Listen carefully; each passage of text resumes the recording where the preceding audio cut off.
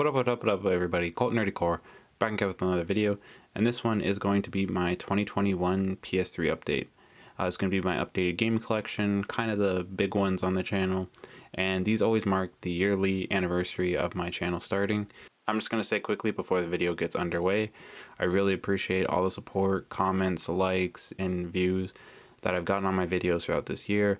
And always, I'm really just grateful that anybody watches my stuff anyways. So I just wanted to get that out there before we get into the video. How these videos are structured is basically I'm just going to give a very brief summary of the game and my opinion on the game, and then I'll give it a score out of 10. How my scaling works: 5 is an average game, 10 is like a top 10 game of all time, and 1 is just garbage. So, and everything else falls in between. And so without further ado, let's just get right into the video. Alright, so this first section of the video will be kind of games I have in my collection, but I haven't really got around to playing yet. So there won't be any reviews on them. I'll just be quickly naming them off, and kind of, if I know a little bit about the game, I'll kind of let you know. This first one, however, is the game I'm currently playing through on the PS3, and that is Warhammer 40,000 Space Marine. Overall, this game's pretty decent. I'm only about an hour and a half into it. I'm not too far.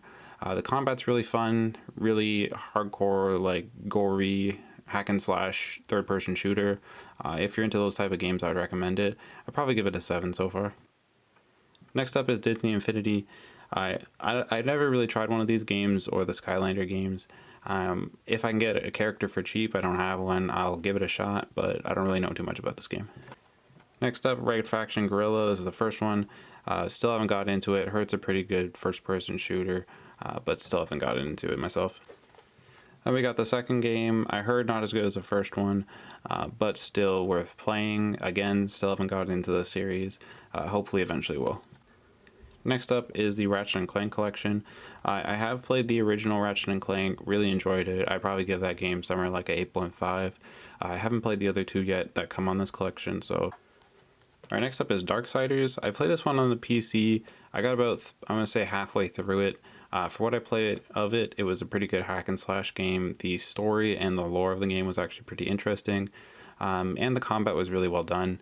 I'd probably give this game an 8. I just haven't played through it fully on the PS3 yet. Alright, next up is The Godfather 2. The Godfather 1's kind of like a Rockstar style RPG.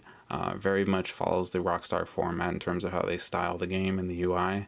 I'm assuming this game's kind of similar. I haven't played it myself. Hopefully it's good. Alright, next up is The Saboteur.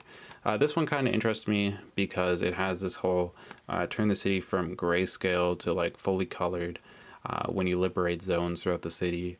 Kind of just an interesting take on kind of marking where you've been throughout the story, so that kind of interested me.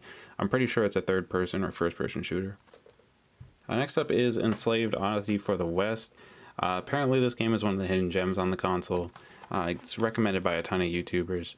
I just really haven't got around to it. It's not really my genre of games specifically, but I heard it's good, so I'm willing to give it a shot. Alright, next up is Prototype. I actually got a good chunk of the way through this game. I just dropped it, I think because I started playing the Witcher DLC. So it's in this pile because I want to get back to it and haven't fully beaten it yet. But what I played of it, I give it a 7. It's a very solid hack and slash game. Kind of reminds me of the Infamous games.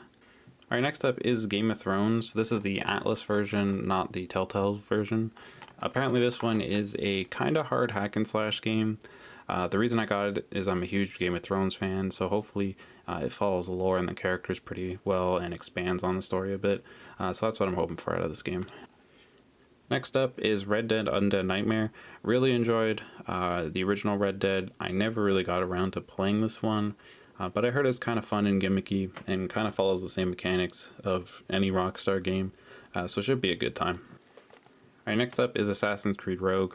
I really enjoy the Assassin's Creed games. Apparently this one is a lot like Black Flag and a mix of kind of the older style. So it wouldn't be in the new style really relying on the hack and slash mechanics and the more deep hack and slash mechanics. It would be kind of the more old school Assassin's Creed style. Alright, next up is one I'm actually very excited to recently own, and that's Wet.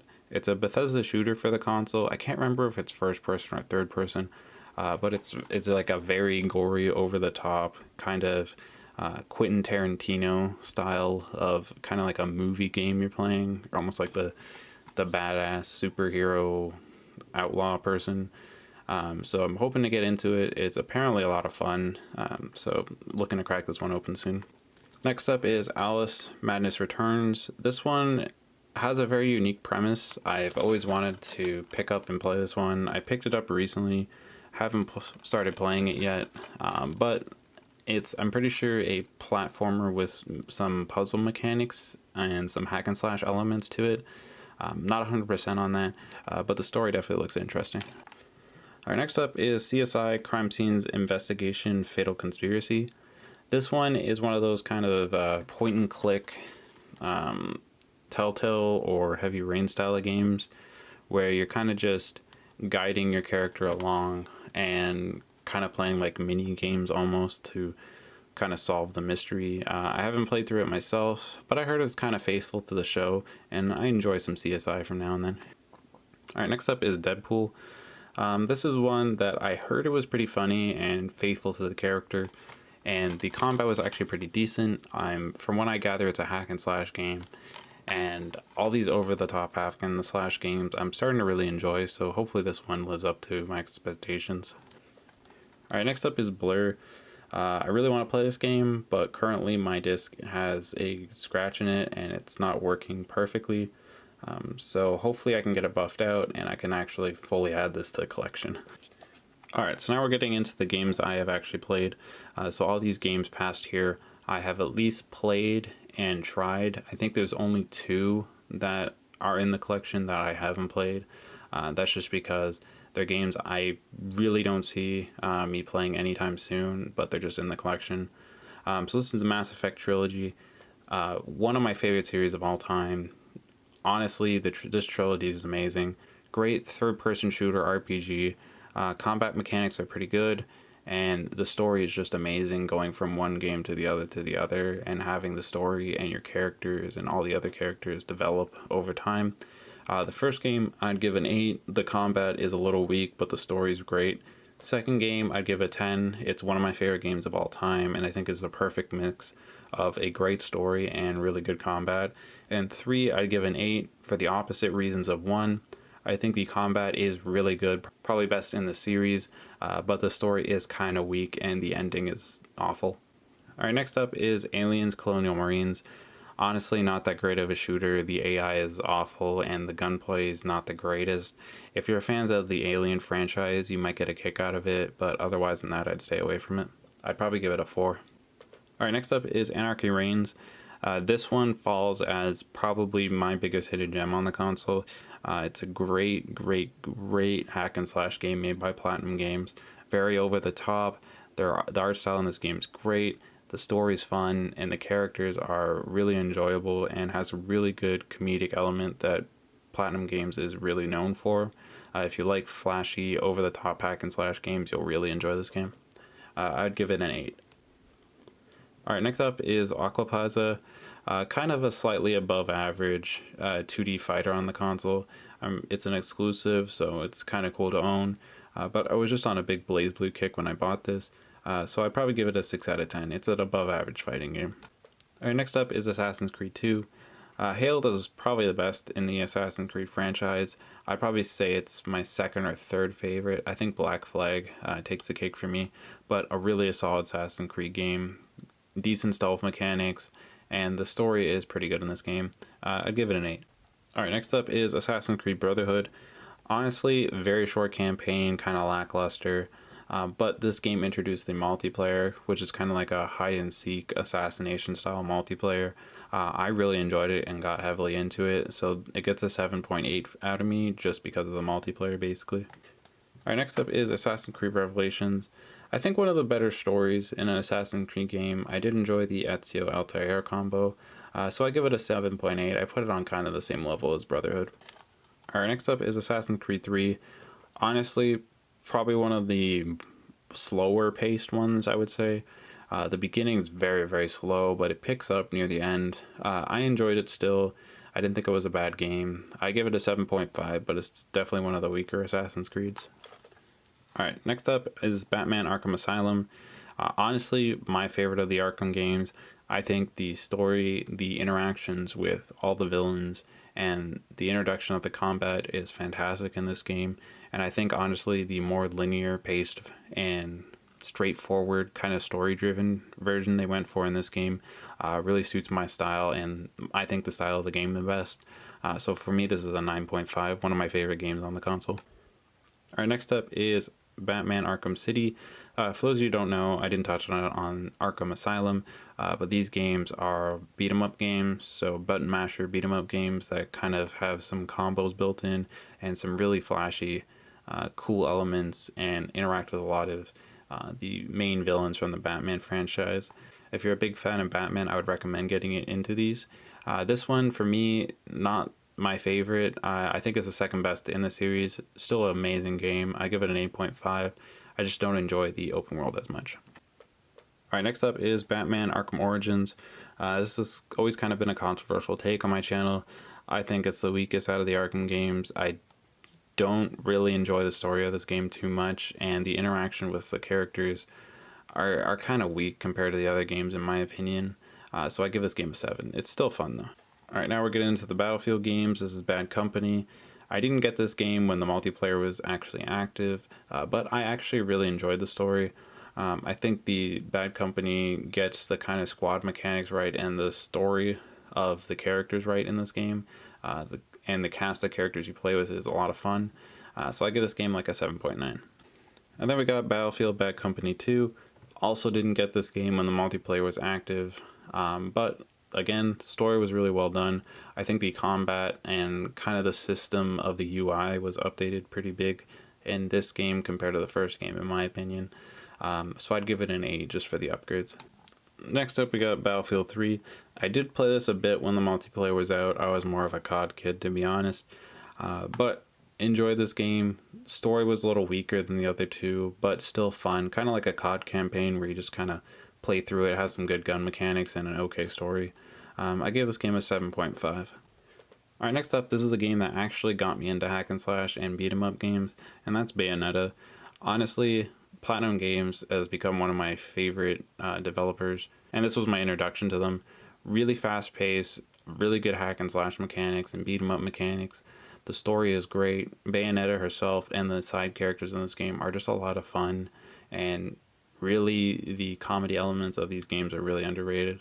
And really the interactions of the characters really help kind of elevate the game from a really good hack and slash game to a really good hack and slash game with a great story. So I'd give it a 9. Alright, next up is Beyond Two Souls. This is the same developers I think that made Heavy Rain. It's one of those like point and click kind of mini game style of games that's very story driven. Honestly, pretty slow compared to Heavy Rain. Not really my cup of tea till the end where it gets interesting. So I'd give it a 7.5. Alright, next up is The Big Two. For those of you who have not played this game, it's basically think Mario Baseball, but with real life MLB players. It's not as arcadey as the Mario games where you get like the power-ups like the shells and stuff like that, but everything else is pretty much similar. You get like the power shots, the power pitches. You can do like these crazy like wall jumps and stuff like that. If you're into arcade sports games, this is one that gets overlooked a lot on the console, so I'd highly recommend getting it. I'd probably give this game like an 8. Alright, next up are the Bioshock games. So this is the first one. The atmosphere of these games are fantastic. Rapture, the underwater city you're exploring, is insanely interesting and really gets the environment and characters really well done in this game. The first person shooting in this game is also pretty fun. The interesting mechanics of the powers mixed with your weapons and the upgrading, you can kind of make every playthrough slightly different, and it's just really solid in terms of the shooting mechanics, but the story really carries this game. So I'd give this game a 9. It's a great game. Next up is Bioshock 2. I think this game gets a little too much flack. I do think it's worse than the first and third game, but I definitely don't think it's a bad game. Rapture is still as interesting as ever. I do think playing as a Big Daddy takes away a little bit of the horror elements of the game that it goes for, but the combat is still fantastic and the story is still as interesting. I give it an 8.5. Then next up we have Bioshock Infinite. Honestly, I would say not as good as the first one, but better than the second. This one does not take place in Rapture. This one takes place up in the sky. I forget what it's called. But the combat, I think, is the best in the series. The story is a little weaker than the first two, I think. But the twist at the ending is fantastic. I give this game an 8.7. Alright, next up is BlazBlue Chrono Phantasma, I think. Don't quote me on that name, but BlazBlue games, really, really cool 2D fighting games. I really enjoy the BlazBlue series, probably my favorite fighting game series of all time. The sprites in this game are amazing. 2D fighting is great, and what I really enjoy about these games is that every single character feels extremely different from one of the other, and when you can get them early and the multiplayer is active, they're a ton of fun. I give this game an 8. Next up is Blitz Elite 2. Honestly, if I was to say one of the games that you can have the most fun on the console with, I would say it's Blitz Elite 2. If you're not turned off by a lot of violence and blood and kind of just really mature rated stuff in this game, it is a ton of fun. Arcadey football at its best, just smashing and beating up on the other team. Has a really cool story mode where kind of you get to upgrade your character and the team around you, so it kind of has a little bit of RPG mechanics to it. I really enjoy this game. I give it an 8.5. Alright, now we're getting into the Borderlands game. This is the Game of Year edition of the first one. I actually haven't played the DLC. I played through this a while before on a rented copy and picked this one up years later. Honestly, I think this one or the second one are my favorites out of the Borderlands games.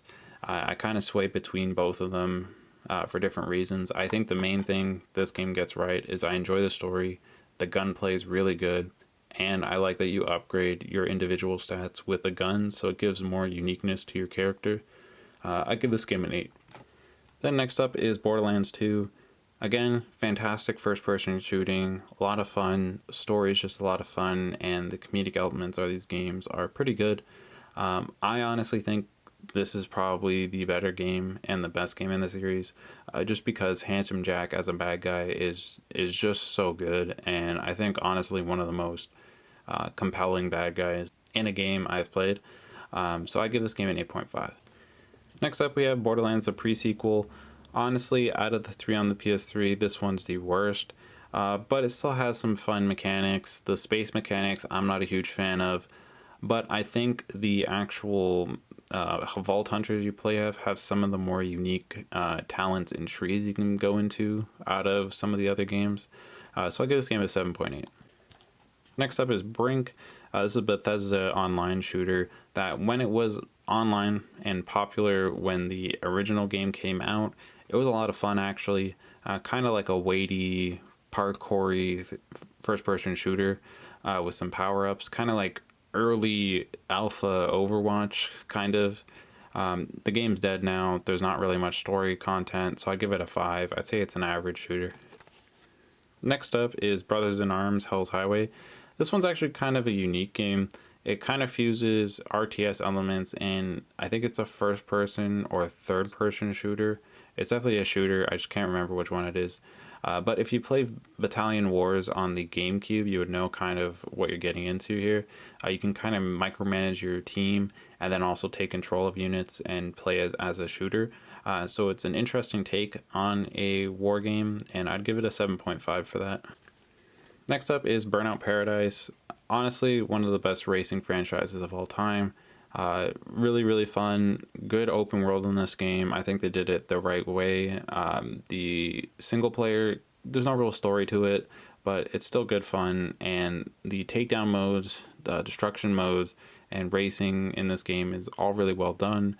Tons of cars in this game. I'd recommend getting this if you're a fan of racers at all, like arcade racers.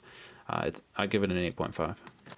Alright, next up is the Call of Duty games. So first up is Black Ops. Honestly, one of my favorites. Story was pretty good. Multiplayer, I think one of the best and one of the most balanced multiplayers that was going at the time. And the zombies was pretty fun. I'd give this game an 8 out of 10. Alright, next up is Black Ops 2. I didn't really get into the multiplayer when it came out. I think I skipped getting this one. But the story of the campaign is actually pretty decent. kind of just an average Call of Duty campaign, but still fun. I'd give it a 7. Quickly, Black Ops 3. This is only multiplayer and zombies, so I haven't opened it. But I've played Black Ops 3 on the PS4. If you play Black Ops 3 on the PS4, pretty fun, decent campaign, but this one's kind of a paperweight at the moment, unless you want to play zombies, so it's a 2. Alright, next up is Call of Duty Ghost. I think actually a pretty solid campaign for a Call of Duty game. It was pretty interesting, but I really couldn't get into the multiplayer of this game, so honestly I'd give this a 6.5. Next up is Call of Duty 4 Modern Warfare. I think the best campaign out of any Call of Duty game. The multiplayer was also really well done. I'd say this is the most well-rounded Call of Duty out there, and I'd give it probably an 8. Then we got Modern Warfare 2. My favorite Call of Duty personally. Really got into the multiplayer when I was younger, spent so many hours on this game. The campaign is actually pretty solid as well, and the Spec Op mode is fun. I give it an 8.5, my favorite Call of Duty. And then finally we got Call of Duty Modern Warfare 3. Honestly, the game that got me off of Call of Duty. I hated the multiplayer in this game and kind of killed my love for Call of Duty for a bit. Campaign was still okay, not fantastic, and the Spec Op mode was kind of boring. I give this game a 3. Next up is qual Azuras Bound in Blood. This is a kind of a unique first-person shooter. It's a Western shooter, and it's kind of based off of these two brothers. It can be played co-op, I think only online if I'm not mistaken. But basically this guy specializes in revolvers, this guy specializes in rifles. So if you want to do 2 playthroughs, you can have a unique experience through both. It has a cool like slow down mechanic and some pretty good action and shooting. The story is not the greatest, but it's alright. It's serviceable. I give it a 7.5, a pretty good shooter. And then we got qual Azuras the Cartel. Not great, honestly. They tried to make it in the modern era where you're like cops. It's okay, like the specializations of the characters are still there. It's just everything they did in the first one, just slightly worse. So I'd give it a 5. Next up is Command & Conquer Red Alert 3. This game's amazing. If you are into RPGs at all, I would highly recommend, if you can find a copy of this, to pick it up. 3 very unique factions. They all play extremely different. The campaigns are vast for this game. I think there's at least 11 campaign missions for each faction, and they're big missions too, so that you can play this game for a while and still not run out of content. There's cool little like action skits, and it's just overall a really fun, well-balanced RTS game that I would highly recommend, even if you just want to play it single player. I give this an 8.5. Alright, next up is Crysis III. Pretty cool first-person shooter. It's kind of a futuristic, techie shooter where you can kind of make your build, so you can either go like stealthy build, super all-out, just guns blazing, where you're kind of going more armor. I played this through a stealth build, and I had fun with it. It's not an amazing shooter, but I'd give it a 7. Then next up is Damnation. This is basically Uncharted, but the indie version that didn't go so well. It does some of the stuff as Uncharted well. The story's okay, but the third-person shooting and the kind of movement and look of the game is not the greatest. If you're really big into third-person shooters, I'd say give it a shot, but otherwise than that, I'd stay away. I'd give it a 3. Alright, so we've got Dark Souls. When I said there was 2 games that I haven't played out of the games in my collection, it's Dark Souls. I still have not had the urge to play this game. I want to eventually, but I have to be in a very zen mindset, because I have a habit of throwing my controller, and I really don't want to experience that too much. Alright, next up is Darkness. This game and the second one, I would say, are 2 of the most underrated or under talked about games on the console. Really cool mechanics. You play as a mob boss's son, I'm pretty sure, who kind of gets ousted from the mafia, if I'm not mistaken. But he also has these demon powers that's kind of slowly consuming him. and they give them like supernatural powers. So you get like you can summon like little guys who have Gatling guns. You can like eat people's souls to heal. There's a bunch of different stuff you can do, and the gunplay and power mechanics in this game are fantastic. The story's really interesting. If you're into first-person shooters at all, I'd recommend getting this one and the second one. I give this one an 8. Then we got Darkness 2. Basically, take everything I said about the first game, add a little bit of extra goodness to it, and tighten up the graphics and UI and the gameplay, and you get the Darkness 2. Fantastic game, really cool story. Powers have gotten even cooler. Gunplay is a lot better in this game. I give it an 8.5. Alright, next up is Dead Island. This is not the special edition, this is the regular edition, just the special edition case. This is a first-person shooter zombie game RPG. Honestly, not that great. It's okay. I would say if you're playing through it once, I would say it's good fun. It gets a little repetitive, and the shooting and melee mechanics in this game aren't fantastic. But the different builds you can do are fun. I'd give it a 6. Next up is Deus Ex Human Revolution. Honestly, one of my favorite games on the console. The RPG mechanics of this game are fantastic. This is a first-person shooter stealth game, so you can kind of do a bunch of different builds on this game where you can kind of go a bunch of social routes where you can kind of talk people out of certain things or get information that way. You can go a full stealth build, or you can kind of go a guns blazing build. It's kind of like a cyberpunky stealth game. If you're really into stealth games or RPGs, I'd highly recommend getting this one. I give it an 8.6. Alright, next up is Dishonored. This is another first-person stealth game. This kind of follows that, not cyberpunk, steampunk style of theme and environment. You play as Corvo. He's basically a bodyguard, and who he's bodyguarding gets assassinated, and he kind of goes on this whole mission about it. But the cool thing about this game is it mixes in typical stealth mechanics with powers, so you can do a bunch of different builds with like kind of teleportation and a bunch of different other powers that kind of make it unique. And the kind of atmosphere of this game is pretty cool, and the art style is great. I think I give it an 8.3 personally. Alright, next up we have Dragon Age Origins. For those of you who don't know about this game, it is a RPG game made by BioWare. It follows kind of the same thing as Mass Effect, where it's all about building relationships with your characters, learning about all your different characters of your squad, playing through this massive story with a bunch of different side missions and areas to go to explore, and you have a lot of choices throughout the game. The gameplay of this game is very similar to Knights of the Old Republic, if anybody has played that, where it's kind of like you input the moves your characters are going to do, and it kind of has like a time penalty or cast time for each of them. Great game, really fun RPG mechanics, and honestly one of the games that kind of got me into RPGs. I give this game a 9.2. Then we got Dragon Age Awakenings. This is basically just a add-on content pack for Origins. Still fun, story not as good, basically same combat and every mechanics that I was talking about for Origins, so I'd give it an 8.5. Alright, next up is we got a game that I think gets too much trash thrown on it, and that is Dragon Age 2.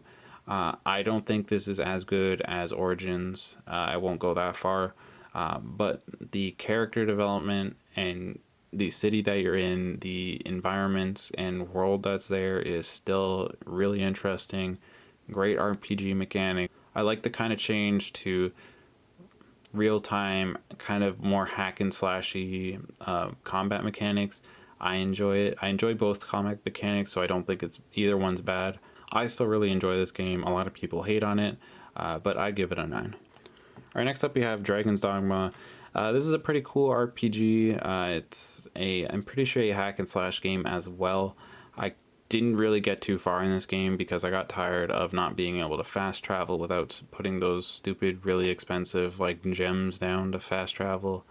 So it got a little tedious. Honestly, a good game. I just couldn't get into it myself. I give it a 7. Alright, next up we got Duke Nukem Forever. I would say if you're a big Duke Nukem fan, obviously you already know about this game, but I would say not a great game. But for somebody like me who kind of went into this game blind and didn't play any other previous Duke Nukem games, I'd say it's still a fun playthrough. The shooting mechanics are pretty good. Story is really stupid, but has some funny moments in it. I'd say it's definitely good enough for a playthrough and warrants a playthrough. I'd give it a 6. Next up is Dynasty Warrior Strike Force. Honestly, when I was a lot younger, bought this game by mistake. It's not the greatest Dynasty Warriors game. I think I would say stick to Empires or Extreme Legends personally, or the like spin-off ones with like Fire Emblem or what is it, Zelda. But this game's okay. I give it a 4. Next up, we got Oblivion. Really good RPG. For those of you who don't know about this game, is a first-person slash third-person RPG game, kind of like medieval fantasy era. It's made by Bethesda. Really good RPG mechanics. What this game does better than Skyrim is that your character can't be a jack of all trades, and the RPG mechanics in this game are fantastic compared to Skyrim. Also, some of the stories, also some of the quest lines, like for me personally, the Dark Brotherhood quest line in this game are fantastic. So a really good game. I give it an 8.7. All right, next up we got Skyrim. This is the original edition. I'd give this game like a 4, mainly because the original edition game is so buggy, and my copy personally got to the point where every time I would touch water and it would go into the swim animation, my whole console would freeze. So don't really have the greatest experience with this game. Still the game that got me into RPGs. And for those of you who thought I was ridiculous for giving Skyrim a 4, that's because I have this edition, which is what I would call the legendary actually working edition on the PS3. Honestly, the game that got me into RPGs, really enjoy this game. One of my favorite games of all time. Got a lot of nostalgia for this game. Played through it, I would say, at least 2 times fully, and made probably like 7 characters. Just a whole lot of fun. Great RPG mechanics. The story's fantastic. The one thing that this game does extremely better than Oblivion is the combat in this game is a ton better.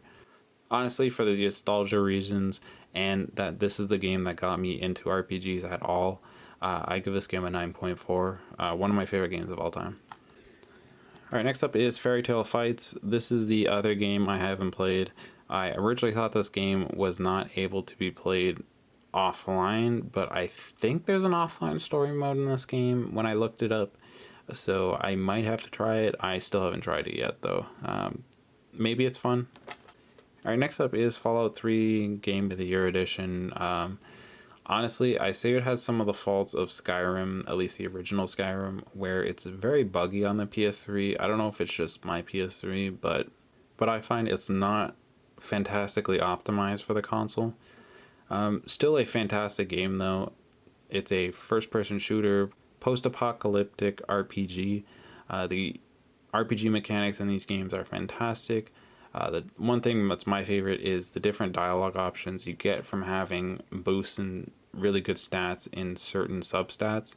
I find that really great in these games, and the dialogue options always funny and such a different selection of it that each playthrough can be completely different. So I give this game an 8.6. Next up, we got Fallout New Vegas. In my opinion, the best Fallout. What this game does better than 3 is basically it plays roughly the same. I'd say it's a little well optimized compared to 3, and in my opinion, just the story, the side stories, and the environment of New Vegas, I just find so much more interesting. So that's why it gets a 9 from me. Alright, next up is Far Cry 3. A lot of people say best Far Cry game. I say second best. I prefer 5. Just because I found the story a little more compelling to me personally. But I can see why most people go for this game. The bad guys in this game are fantastic. Story's great. First-person shooting's fantastic. Great RPG mechanics as well. Far Cry, for those of you who don't know, is basically a RPG first-person shooter. A lot of fun. I'd highly recommend it. I'd give it an 8. Next up, we got Fear 2, average first-person shooter, okay horror elements, and the story's decent. I find a lot of times you're shooting humans more than actual whatever alien demon things that are in this game. So I give it a 5. Then we have Fear 3, basically everything I said for Fear 2. The combat in this game is better than Fear 2, but the story is, I find, a little weaker. So I give it a 5. Next up, we got the God of War collection. Very controversial take. I could never get into these games. I want to try the new ones because I think it might be a style of game I'm more interested in, but honestly could never get into these ones personally myself. I still know it's a good game, but for me personally, it's a 5. It's definitely one I know why people love it. I just, for some reason, I couldn't get into it. Then we have the Godfather Dawn Edition.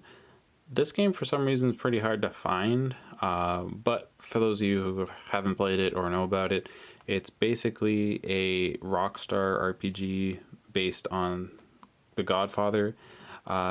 Pretty decent game, nothing amazing, but I'd say it's a solid 7. Alright, one controversial take to the other. This is Grand Theft Auto 4. Honestly, I find Nico and his story and the side characters in Nico's story very boring compared to 5. I haven't played the DLC still, so willing to give those a shot, but the original Grand Theft Auto, not a huge fan of it. I give it a 7. Still a good game. The open world and just messing around mechanics are still fantastic in these games. Just the story didn't interest me at all. Alright, next up is Haze. This was touted as the FPS for the PlayStation exclusively that was going to kill off Halo.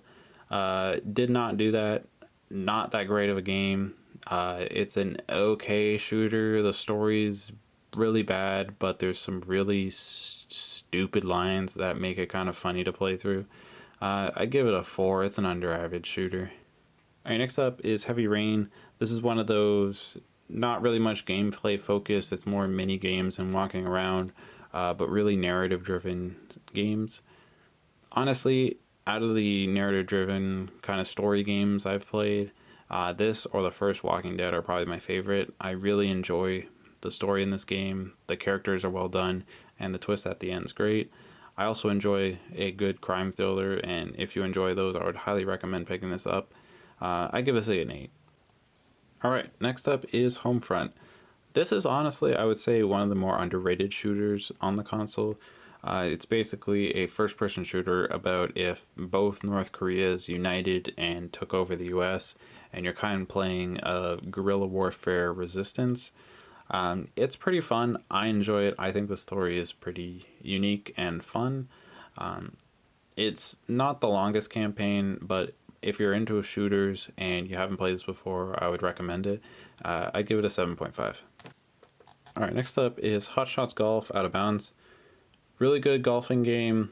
What I love about the Hot Shots games is they're arcadey enough that anybody can pick up and play them and do pretty well, but they have a really steep learning curve to be really good at it. And the campaign is fair, the AI is pretty fair until you get up to the later ones where they're kind of a little cheap. But overall, fantastic game. I give it an 8. Alright, next up is Infamous. For those of you who don't know about these games, basically Infamous is a third-person shooter hack and slash game where you play as Cole, and basically he gained these like superpowers and became what is known as a conduit. And basically he goes around making kind of really blatant good or evil choices, and that will kind of shape your story and Cole himself and his powers. So there's really 2 separate unique playthroughs that you can play through that are completely different. And it's just pretty good fun mechanics. There's some pretty tedious points in Infamous 1, I would say, especially the subway or kind of sewer levels where you're kind of just grinding around trying to turn on the power. That's why I only give it a 7. Then next up we have Infamous 2. From kind of piggybacking off of what I said on Infamous, the same mechanics go for the fighting and story mechanics. There's still the good and evil. It's still a hack and slash shooter, but In my opinion, they did everything in Infamous 1 a ton better in this game. They got rid of the gimmicky sewer parts and made the story pretty interesting and the combat a lot better. This game, I think, is one of the better exclusives for the console. I give it an 8.5. Alright, next up is Injustice: Gods Among Us. This is a fighting game made by NetherRealms, same people who made Mortal Kombat, and what this game does fantastic, like the Mortal Kombat games do, is there's a great story in this game for a fighting game. If you're into superheroes at all or fighting games, I would highly recommend picking this up just to play through the single player ones. I'd give it an 8. It's a lot of fun. Alright, next up is one of the newer ones, and that's Inversion. This is a kind of unique third-person shooter. It's basically Gears, but it has a gravity mechanic to it. So you're basically playing a third-person shooter, and you can switch the kind of angles that your character is sitting on. It's kind of already predetermined, but it adds a cool element to the game. It's also kind of some like zero-G flying fighting mechanics to it. So it honestly was a pretty good playthrough. The story's interesting. It has an interesting twist at the end, honestly. I'd probably give this game somewhere around a 7.5. I recommend it. Alright, next up we have the Jak and Daxter collection.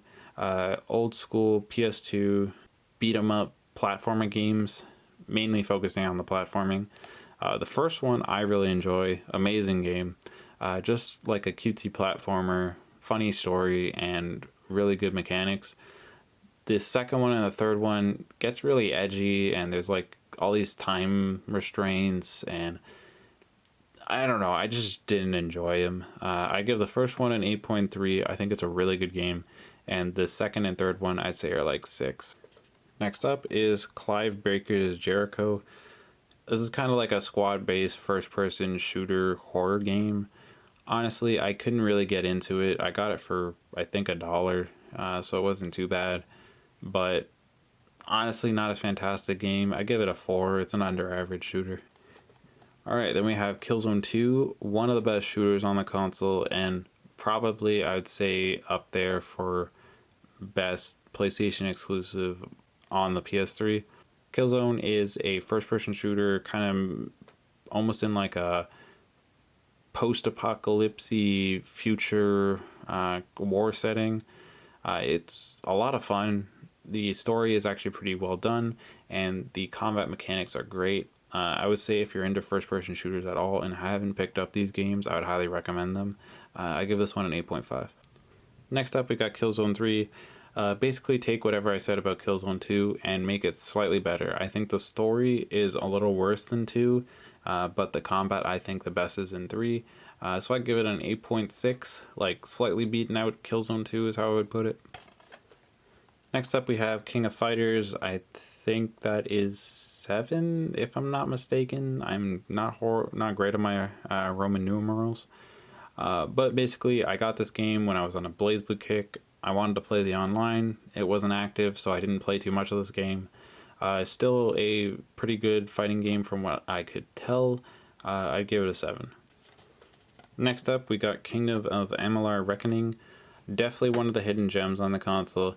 A really cool hack and slash RPG. The one thing that this game does really well is the combat is a lot of fun. There's a ton of different builds you can make in this game with different characters. So the replayability of this game is fantastic. These side quests and quests are fun. The story is not super deep, but it's serviceable and works. I give this game an 8.1. Definitely recommend it if you're into RPGs at all. Alright, next up we got LA Noire. This is a Rockstar game. I honestly just couldn't put my finger on what turned me off of this game. It wasn't that I thought it was a bad game. It wasn't that I was not having fun. It's just that for some reason I always would drop this game. I think it's a really good game. I just could never finish it myself. I give it an 8. Our next up is Lollipop Chainsaw. For some reason really expensive right now, but if you can get a copy of it at a decent price, it's a lot of fun. Very over the top, really carefree, not really caring, goofy, fun story. And the characters you meet throughout this game are a lot of fun. You play as Juliet Starlet, and you have her beheaded boyfriend, on her belt, so that's kind of the tone you'll be going with in this game. Just a lot of fun. Combos are fun to pull off. Gameplay is pretty fun with little mini games sprinkled in there to kind of mix and match the gameplay. Highly recommend this game. I give it an 8. Then we have Lord of the Rings Conquest. This is made by the same studio that made Battlefront and kind of follows the same gameplay style as Battlefront, where it's kind of the command post and you have like reinforcements and stuff, and you're kind of trying to beat the other teams down reinforcement wise by controlling points and also killing units on the field. There's also hero units, and what I would recommend this game for is 2 things. One, if you're a big Lord of the Rings fan, this follows some of the biggest battles in Lord of the Rings, so that part's fun in itself. And if you're a big fan of the Battlefront games and kind of want to get your fix for the old school style of Battlefront, I recommend picking up for that. The combat's not fantastic in terms of balance. There's a lot of zero and outs. It's a kind of mix of a third-person shooter and melee game, like hack and slash. I'd say it's a lot of fun, though. I give it an 8. Madden 11, it's a Madden game, football. I'd say it's one of the better football games I have played in terms of an actual like simulation style. So I give it a 7. Alright, next up is Max Payne 3, another Rockstar game. I really enjoy this game. If you're not into like kind of really R-rated stuff, I would stay away from it. But I would say it's a pretty fun third-person shooter. Has some really cool slow down time mechanic, which this game's kind of known for. The story's pretty decent, really dark, but overall a pretty fun playthrough. I give it a 7.5. Next up is Medal of Honor Airborne. I don't know why people don't really talk about this game when it comes to shooters on the console, first-person shooters specifically. This is, for those of you who don't know, kind of the last of the OG or original style Medal of Honor games, which were big on the PlayStation 2. If you're a fan of the old school shooter style of games, I would highly recommend getting this. It's kind of a mix between modern and old, but still leaning towards the old style. A lot of fun. I give it a 7.5. Then coming up next, we have Medal of Honor. This is the start of the Battlefield clones in modern Medal of Honor games. Honestly, this one's okay. I enjoyed the story of this game, actually. But in terms of multiplayer and the combat, it's literally just Battlefield. So if you like those games, you might enjoy playing through the single player, but it's pretty generic. I'd give it a 7.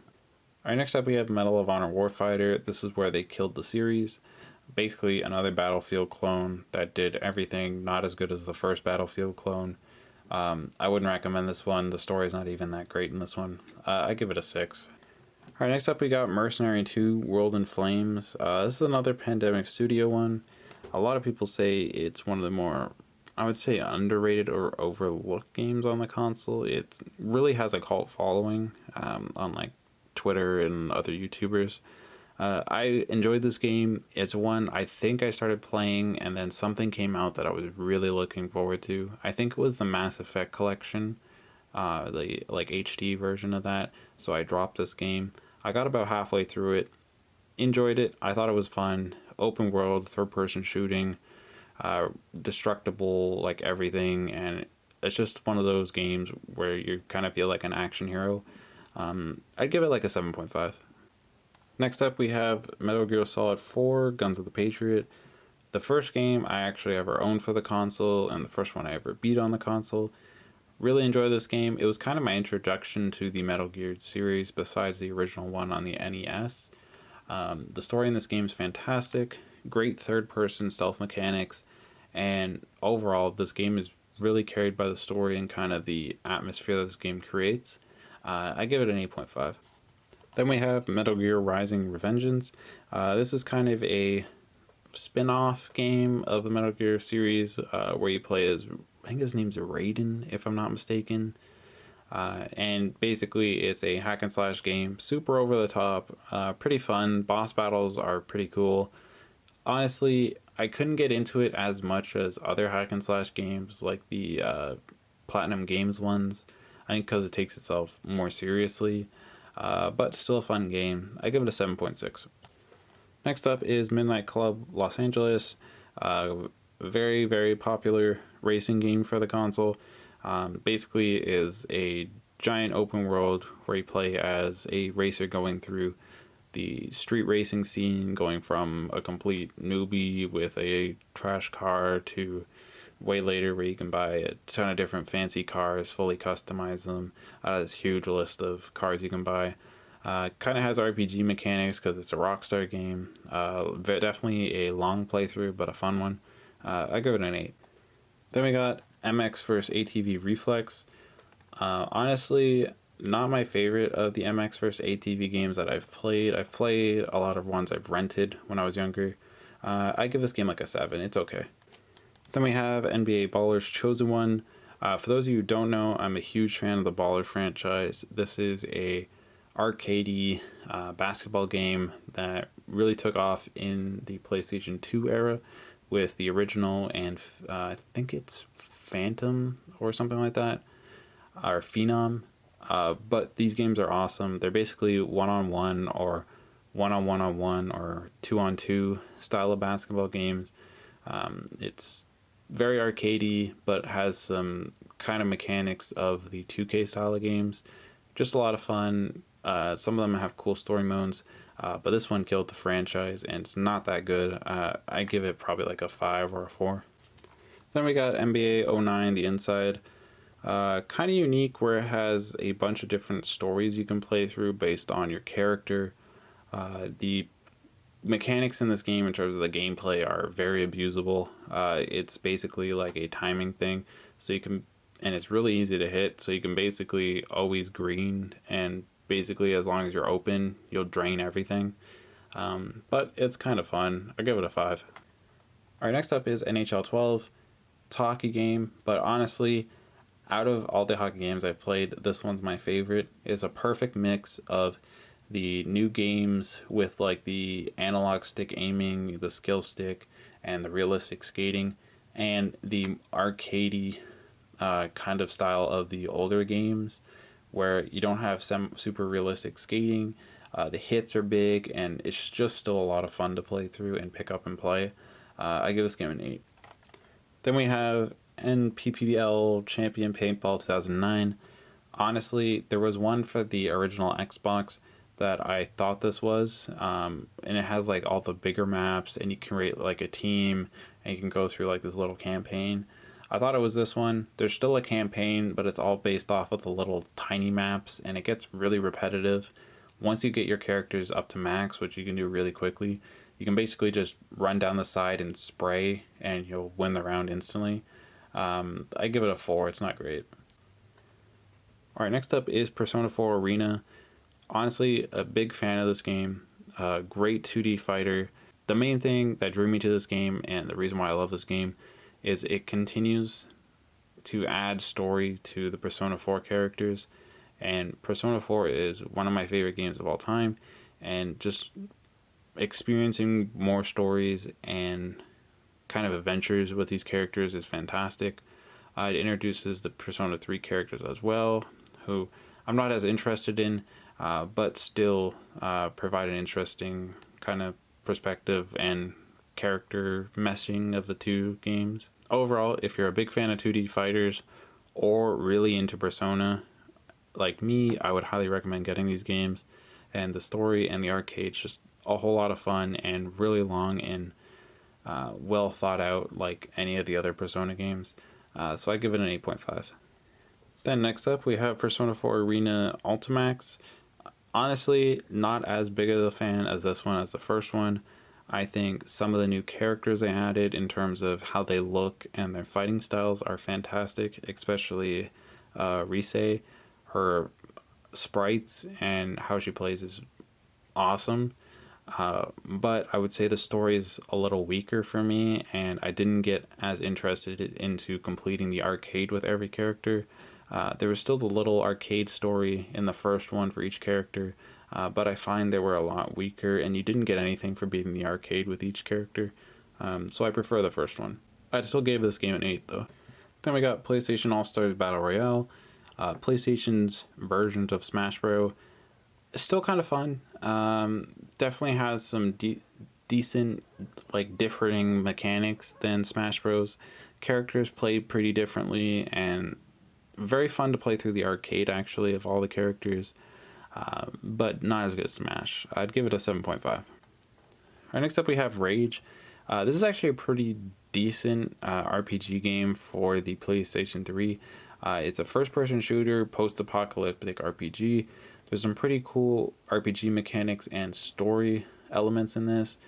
You can create your character pretty decently.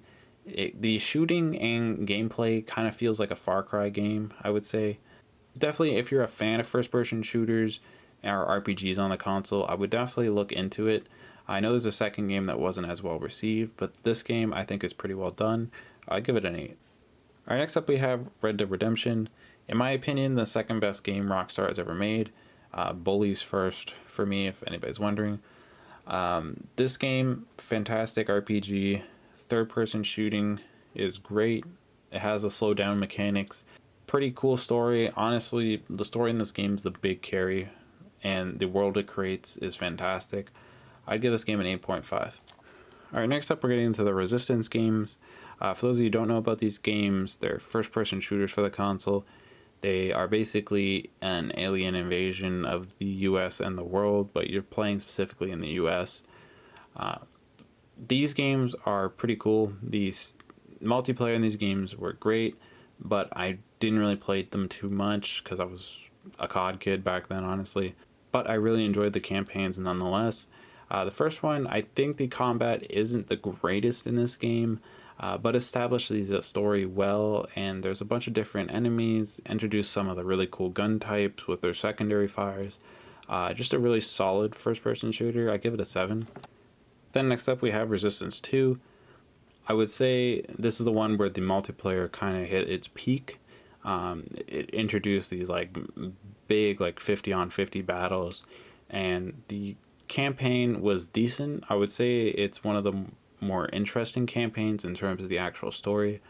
The combat still isn't fantastic. Introduced some new guns. The gunplay is still good in these games, just not as good as the third one, which I'll talk about in a second. I give this game a 7.5. Definitely a slight improvement on the first one. Then next up we have Resistance 3. The one thing I'll say is fantastic about this franchise is it's one of those franchises where if you play them all in order, each game will get slowly better in terms of the UI, the functionality of the combat, and the story. The third game, in my opinion, is the best game in the series by a mile. The combat's fantastic, story's really interesting, and I think the boss fights and variety of enemies in this game compared to the other two is fantastic. I'd give this game an 8.3. Next up we have Saints Row 2. What I love about these games is that they're basically taking Grand Theft Auto and basically turning it into a, for lack of better words, silly gang story.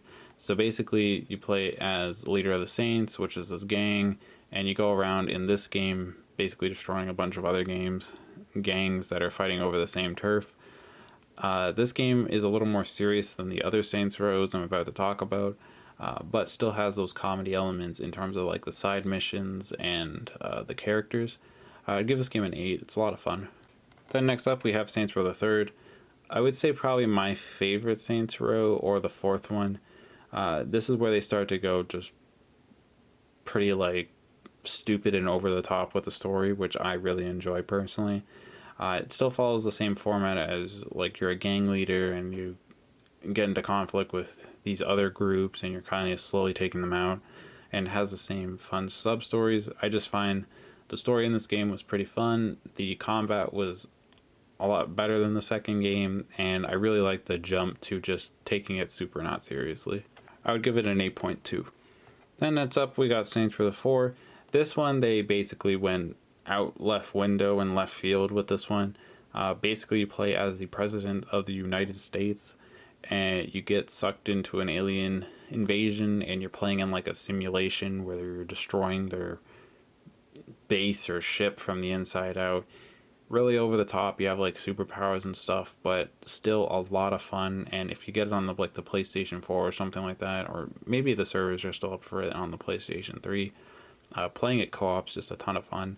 I give it an 8.2 as well. I'd say it's roughly the same. Then next up we got Shaun White's Snowboarding. This is a new one. Honestly, this game's really bad. Probably one of the worst games I've played on the console.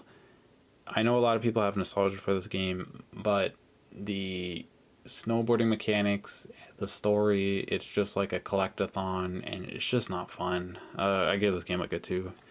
However, I also got Shaun White's Skateboarding, and this game's actually a lot of fun. This game's one of those games, kind of like the underground games for Tony Hawk, where it's more of like a story-driven skateboarding game. You basically play as your own created character, and Shaun White gives you this like magical board, and you go around changing all these people who have like conformed to this, I don't know, like group that's taking over the city. You basically free the city by doing sick tricks somehow. But it's a lot of fun. You basically gain like superpowers throughout the game, and it kind of combos into your skateboarding. It's very simple skateboarding mechanics, but it was fun to play through. I'd probably give this game somewhere like a 7.5. Next up is Singularity. This is actually a pretty unique shooter for the console.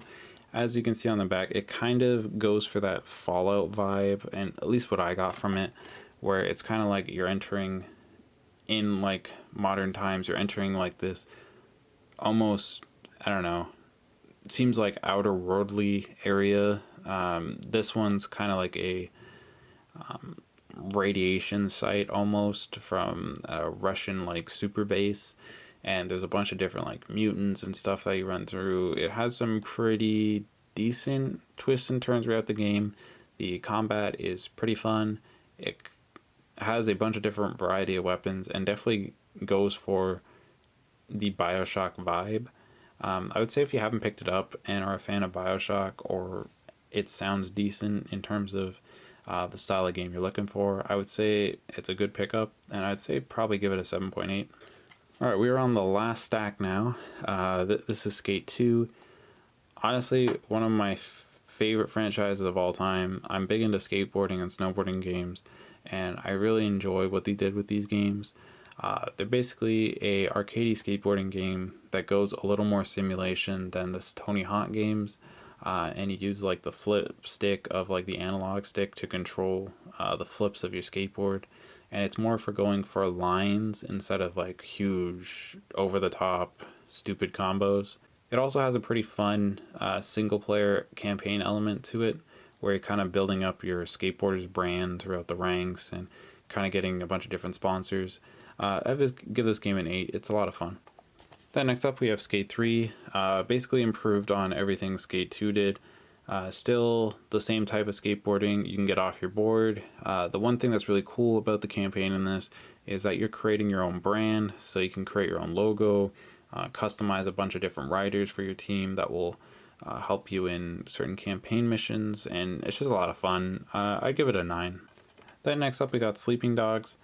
I would describe this game as basically, if you know Yakuza, where it's kind of a beat 'em up game set as like a gang member or mafia member in this one, but this one you're playing as kind of like a double agent for the cops, and there's a bunch of different twists and turns throughout the game. I don't want to get into too many spoilers, but this game has some pretty cool beat 'em up mechanics. It's a very solid open world action game, and has some decent shooting mechanics. It's a little buggy and a little generic at times, it feels, but I give it a 7.5. Then next up we got Sniper Elite version 2. These games are pretty fun. I know they have kind of a cult following for the multiplayer. I only played the single player of this game. I didn't get all the way through it. It kind of gets a little repetitive, but it's pretty cool stealth mechanics, all based off of like sniper gameplay. I'd give it a 7. Alright, the next up we have SOCOM, US Navy SEALs Confrontation. Honestly, got this game after the multiplayer, basically the server got killed. It's, I think, only a multiplayer game, so I didn't get to play it too much. I played, I think, a couple games of it. I know a lot of people are a huge fan of this game. I'd say it's probably an 8 based off of the quality I've heard of it. but for me it's a 5 because I didn't really play it too much. Alright, the next up we got Soul Calibur 5. In my opinion, the best Soul Calibur I've played. I've only played 5 and 6 and a little bit of 4. I enjoyed this game. I think, honestly, the combat and story was one of my favorites. It's one of those fighting games where it's on like a 3D plane instead of a 2D plane. So you can kind of go back and forth and around in a circle as well. The multiplayer I had a lot of fun with. One of the great things about these games is the customization of your characters. You can create these crazy and over-the-top characters that are a lot of fun to mess around with. I give this game an 8. Alright, next up is South Park Stick of Truth. If you're like me and enjoy some stupid and kind of dark comedy or like crude comedy, or just enjoy South Park in general, you'll really enjoy these games. It's like playing basically an episode of South Park, how it looks. They really got the art style and the feel of the game to feel exactly like a show. The game itself plays like a turn-based game. Pretty good RPG elements. You can make a bunch of different fun builds, and you can interact with a lot of the characters from the show. A lot of fun. I really enjoyed the game. I give it an 8.7. Next up is Spec Ops: The Line. The last time I made a collection video, a lot of people suggested me playing this. I had this in my collection, but not played it at the time. I finally got around to playing it, and I'm really glad I did. It's a third-person shooter, which really heavily relies on how good the story is. I'm not saying the third-person shooting is bad. It's basically a generic cover shooter in terms of how the gameplay is. It has some cool squad mechanics, and interacting with your squad and the characters is pretty good. The story is definitely the carry of the game, though. It's a very dark game, so if you're not into darker tones, I wouldn't recommend it. But if you're into that, the twist at the end is fantastic. And honestly, through the little hints that you get through the game, I was kind of able to figure out some of it. So it's definitely one of those games that if you pay attention to the story, you get some really cool tidbits and kind of Easter eggs to the end of the game. I really enjoyed it. I'd probably give it somewhere around like I would say an 8, 8.5. Alright, next up we got Splinter Cell Blacklist. I'm a big stealth game fan. Splinter Cell is one that I specifically can't really get into myself. They're great games, and the stealth mechanics are fantastic. It's just for some reason I can't get into these ones compared to something like a Hitman, Assassin's Creed, Deus Ex, or any of that. Might be a little too hardcore for me, I guess. I give it a 7 though. Then we got Splinter Cell Double Agent. Same thing with this game. I couldn't really get into it too much, but I actually enjoyed the story in this game, so I got probably, I would say, a third or a quarter of the way through the game, which is a lot more than I got in Blacklist. Still, I can say they're very good stealth games, just not really up my alley. I give it a 7.5. Then we got Split Second. In my opinion, one of the coolest racers on the console. It's basically, you're playing on like a racing on like a game show almost, and basically the gimmick of this game is that as you're racing, you can interact and build up these like, I would say interaction points or boost almost, which you can choose to use as either boost, or you can take out certain parts of the map, or drop explosives on the map, or explode cars on the track, and try to take out riders that way. It's really cool. If you're into arcade racers at all, I would highly recommend picking up this game. It has a pretty long campaign mode, which is fun to play through, and the maps and different destructible environments are fantastic in this game. You can even change like the layout of the track as you're going. A lot of fun. I give it an 8.5. Next up, we got SSX. I am a huge fan of the SSX series and franchise. It's probably my favorite franchise of all time. This game, as much as I wanted it to be amazing, is just okay. The game mechanics are okay for snowboarding. It uses kind of the stick like the skate games does. It's very over the top. The one thing I dislike about this game is all the maps feel the same, because it's just mountain, mountain, mountain, mountain, mountain, backwards, backwards, backwards, backwards.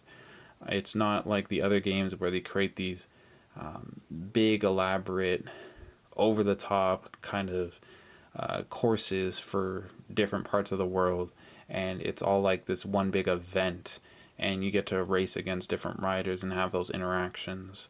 I really enjoy that part of the other SSX games, so this game is not great for me. I give it a 7. Alright, next up is Street Fighter 4. Street Fighter is not really my cup of tea. I got into Street Fighter 5 a bit recently, but Street Fighter 4 I couldn't get really into myself. Still a decent fighting game. If you like playing arcades, definitely worth a pickup for that. I give it a 7.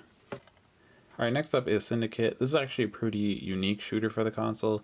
It's a modern shooter, or a futuristic shooter, where it's very fast paced. There's a lot of sliding and like dashing mechanics to it. And also the story in this game is actually pretty fun. It's like has a pretty good twists and turns. It's a little bit generic off the start, but as you go, twists and different things start to happen that you weren't really expecting, and it actually makes for a pretty good playthrough. I give this game like a 7.7 or something. Alright, then we got Tekken 6. One of those 3D arena fighters, not a 2D fighter. Really enjoy this game. Arcade's a ton of fun. Big long story mode in this game. Characters are pretty unique. Some of them play pretty similar, but there's a ton of them in this game. I give it an 8. Then we got Tony Hawk's Proving Ground. Honestly, I gave this game a second shot between the last time I talked about it and now. It's not as bad as I originally thought. The skating mechanics are still good, but for me, the camera angles in this game kill it for me. I don't get why they went with the camera angle that they did in this game. It's like a lower, under the board almost camera angle. It's really stupid, and I don't find it as good as other Tony Hawk games, so I'd give it a 5. Alright, then we got Twisted Metal. Pretty similar to what I said about Tony Hawk. Twisted Metal is a like kind of action racer destruction based car game, really made famous on the PS1 and PS2. The PS1 and PS2 games are fantastic, amazing games. This game is not fantastic and not an amazing game. It's not horrible, but they kind of took some of the things that made Twisted Metal great, like the abundance of different characters you can play, and shrunk it down to 3 characters. They add like a story mode to it, but other Twisted Metal games have like arcade story modes for each character with like different endings for each of them. This one, it kind of just followed 3 characters, and I don't know, kind of ruined the atmosphere of it for me. I give it a 5. Alright, then we got the Uncharted games. Uncharted 1, love this game. For me, I enjoy more of the shooting and banter between the characters of these games rather than the exploration elements. I never really enjoy those parts of games. So this one focused on a lot more of the shooting, I find, than the second one. So I give this game an 8. Then we got Uncharted 2. Honestly, I would say personally, I prefer the first one over the second one. I think the second one is the better game in terms of the actual mechanics of the game and the story of the game. But I prefer the first one because it's more focused on the shooting, I find. Still a great game. Banter between the characters are fantastic. Great third-person shooting. I just don't really enjoy the exploration parts of the game and the puzzle mechanics of the game. But I'd give it an 8 as well. Alright, then we got Uncharted 3. I finally got around to playing this. This was a big thing on my last PS3 collection video that I still haven't got to Uncharted 3. So I finally got to it recently. It might just be recently biased, but I actually really enjoyed this one. I think some of the set pieces and shooting areas in this game were a ton of fun. This one I actually sat and played through pretty quickly in like 3 or 4 sittings. I found Drake's character a little annoying and whiny, but the interactions with Sully and, well, mainly Sully, to be really funny and enjoyable in this game specifically. So I give this game probably an 8.5. It might be recently biased, but it's probably my favorite. Alright, then we have Vanquish, a pretty unique third-person shooter on the console. It's made by Platinum Games, so you already know what I'm going to say about this game. Very fast paced, very over the top, really cool action. A lot of sliding around, jumping up in the air, shooting rockets, fighting big bosses. Really fun. It's a short playthrough, but well worth it. If you can find it for a decent price, I would highly recommend it. I give it an 8. Next up is Venetica. I'm pretty sure this is like an indie game. It's an RPG, kind of similar to like a modern day Zelda game, I would say. It wasn't fantastic. I didn't play too much of it. I got through like the first chapter out of 3, but wasn't great. I got it when I was really young for like $15. I would give it like a 4. All right, next up we have WWE 12. This is the start of the newer generation of WWE games, I'd say, where I think they lost me on it. I really enjoy the old WWE games, 2008 being one of my top games of all time. I put so many hours into that game. For me, just the changes to the gameplay and the structure of these games really didn't work for me. This game's still not terrible. I enjoyed the actual stories of the game because this is kind of the era I was just getting off of watching wrestling, but I still knew like most of the characters in at this time. So I give it a 7.5. All right, then last but definitely not least, we got 50 Cent Blood on the Sand.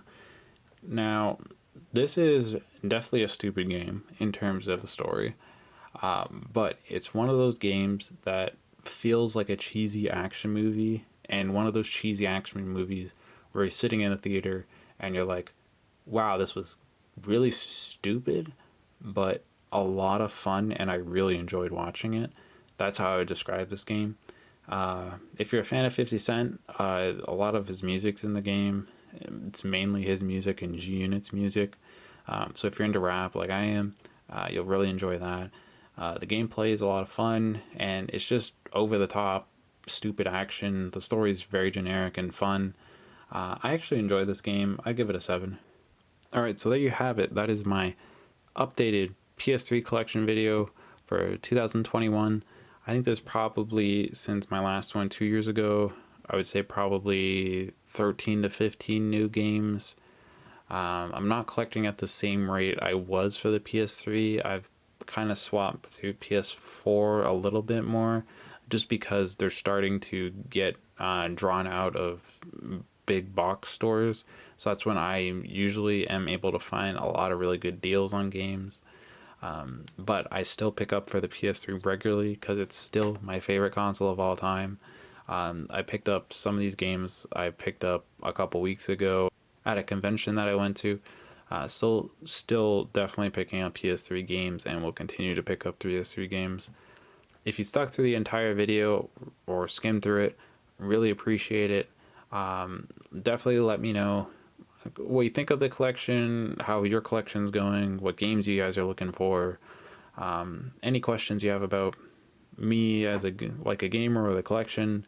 Definitely let me know in the comments. Again, thank you for this great year of making videos and having people interact with my channel. Always appreciate it. And remember, everybody has some nerdiness at their core.